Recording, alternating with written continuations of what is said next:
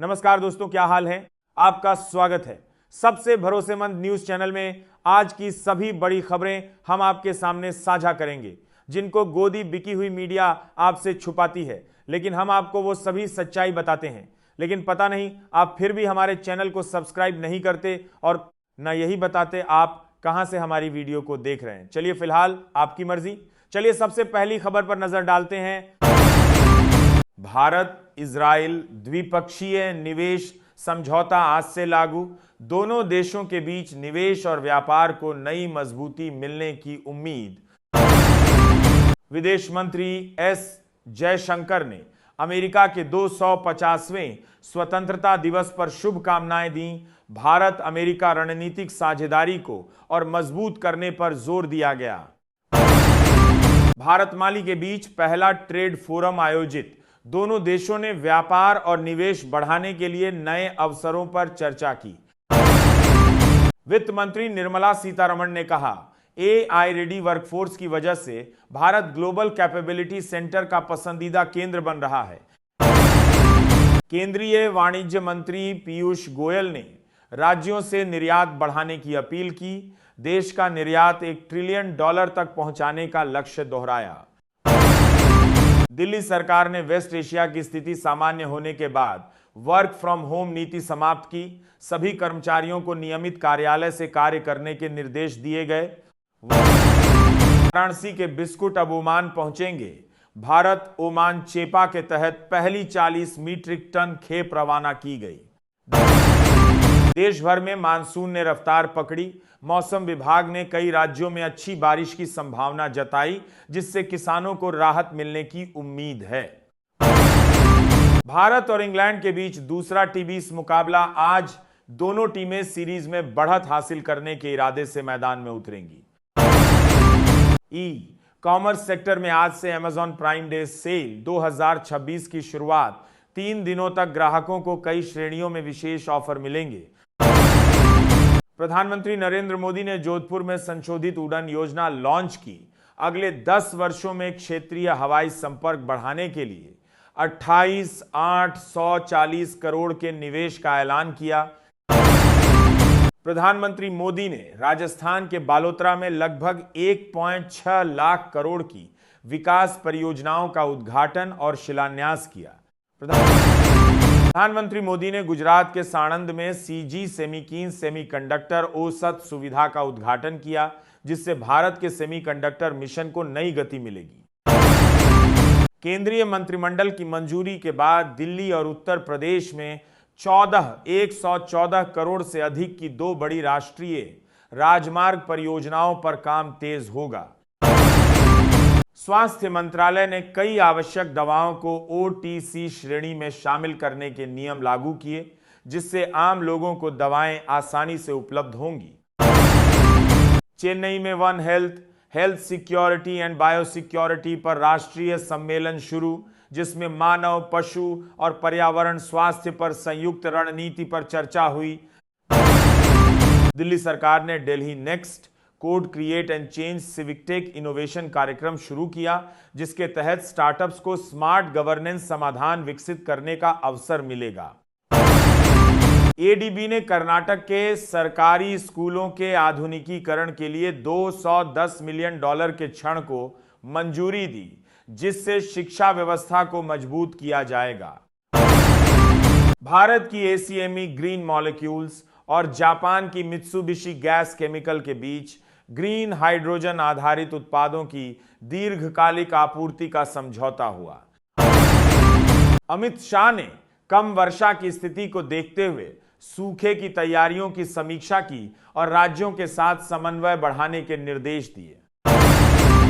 केंद्र सरकार ने डिजिटल इंडिया मिशन के अगले चरण की समीक्षा की। डिजिटल सेवाओं और एआई आधारित गवर्नेंस पर विशेष जोर दिया गया।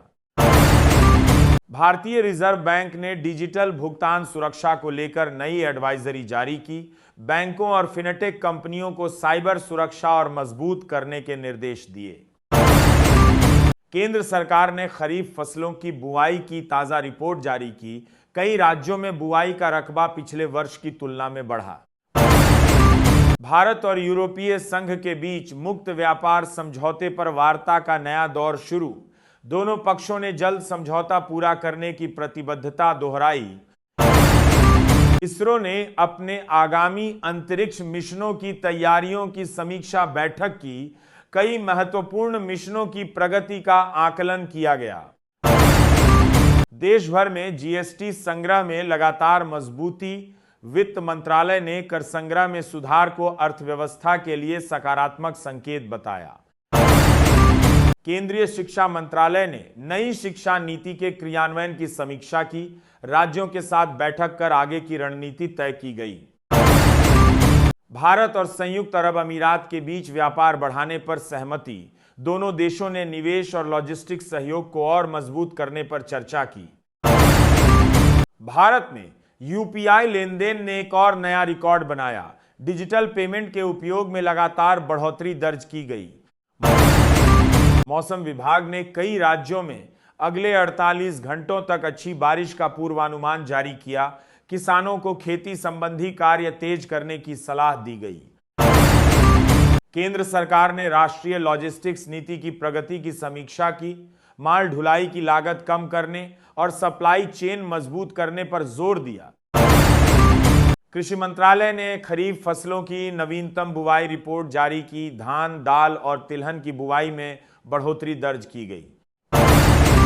केंद्रीय सड़क परिवहन मंत्रालय ने राष्ट्रीय राजमार्ग परियोजनाओं की समीक्षा बैठक की। कई एक्सप्रेसवे परियोजनाओं की प्रगति पर चर्चा हुई।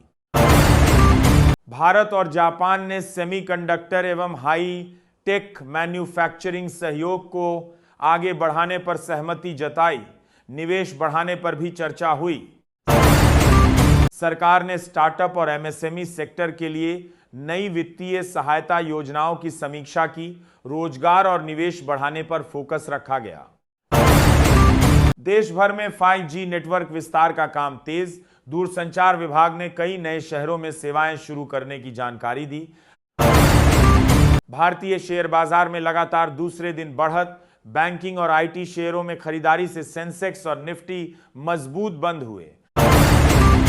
सोने और चांदी की कीमतों में बदलाव। अंतर्राष्ट्रीय बाजार के प्रभाव से घरेलू बाजार में नए रेट जारी हुए। जापान की प्रधानमंत्री भारत दौरे पर पहुंची। राष्ट्रपति भवन में औपचारिक स्वागत किया गया।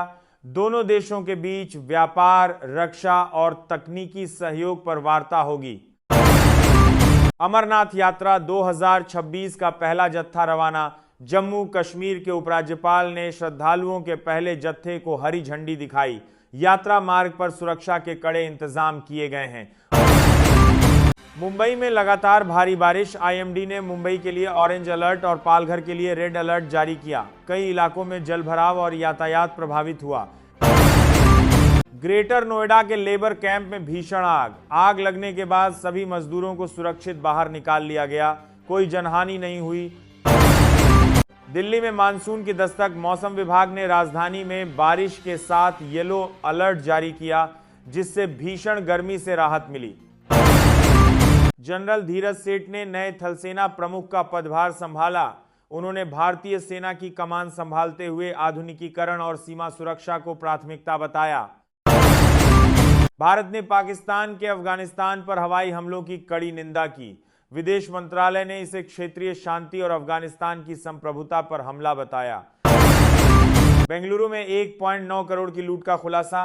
कारोबारी के ड्राइवर समेत 5 आरोपी गिरफ्तार। पुलिस ने 85 लाख बरामद किए। बिहार के बांका में महिला की हत्या का खुलासा। लापता महिला का शव टुकड़ों में मिला। पुलिस ने पति और सास को गिरफ्तार किया। गाजियाबाद में लिव इन पार्टनर की हत्या। महिला और उसकी बहन गिरफ्तार। पुलिस के अनुसार हत्या को आत्महत्या दिखाने की कोशिश की गई। शिमला स्कूल संचालिका हत्याकांड। संपत्ति विवाद में मृतका के भाई सहित 2 लोगों को हत्या की साजिश रचने के आरोप में गिरफ्तार किया गया। गुजरात हाईकोर्ट का अहम फैसला। कोर्ट ने कहा कि केवल मैरिज रजिस्ट्रेशन सर्टिफिकेट से हिंदू विवाह वैध नहीं माना जा सकता। जरूरी धार्मिक रीति रिवाज भी आवश्यक हैं। उद्धव ठाकरे को झटका। शिवसेना अपटी के नेता सचिन अहीर ने शिंदे गुट का दामन थामा। महाराष्ट्र की राजनीति में हलचल तेज। हॉर्मुज जल अमरू मध्य में भारत आने वाले जहाजों ने बढ़ाई सतर्कता। ईरान से तनाव के बीच कई जहाजों ने सुरक्षा कारणों से ट्रैकिंग ट्रांसपोंडर बंद किए। भारतीय रुपया तिमाही में मजबूत। कच्चे तेल की कीमतों में गिरावट के बीच रुपया 5 तिमाहियों में पहली बार बढ़त के साथ बंद हुआ। राजस्थान के झुंझुनू में स्कूल वैन में आग लगी। सभी बच्चों को समय रहते सुरक्षित बाहर निकाल लिया गया। बड़ा हादसा टल गया।